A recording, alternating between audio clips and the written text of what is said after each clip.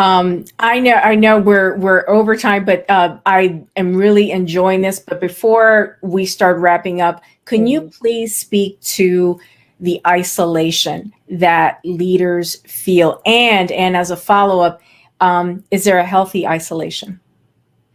Oh, good. Oh, okay. That came to So me too. I'm telling you, the oh, ideas are flowing. thank you. Yeah.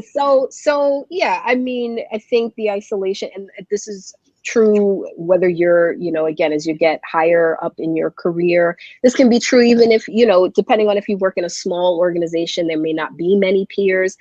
This can be true as an entrepreneur and running your own, business, that it can be isolating. There can be a sense of like, this experience, I don't have anyone or any space to really share this experience with other people who will get it, right? Who will really understand like what I'm going through, or it doesn't feel safe for me to really share the highs and lows of what I'm experiencing, because in anything that we're doing, there're going to be highs and lows. You can love the work you're doing and have at parts of it that you just dread, right?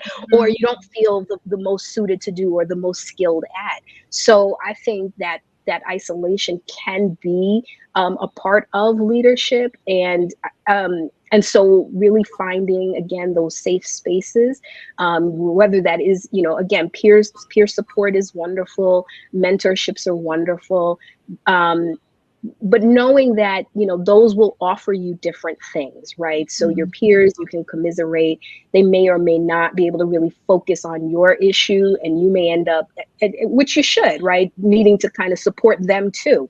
Mhm. Mentorship can be wonderful, but it's often informal. It's sort of at the person, at your availability, the person's availability, and it can kind of be more informal. Coaching can be really beneficial. It's a professional relationship. It's targeted. You set out sort of a term of working together, identify goals, identify action plans. So it's much more structured. Um, and certainly, as we were saying before, therapy can also be very beneficial to address some emotional needs and mental health needs that can definitely improve the way that you lead and you engage in relationships. So those are all different forms of support, and none of them are mutually exclusive. To your question about can isolation be beneficial, Mhm. I think taking time to yourself can definitely be beneficial. Everybody thrives in different things. Some people do thrive being constantly surrounded by people, and they thrive off that energy. They are inspired by that, and so if that works for you, then so be it.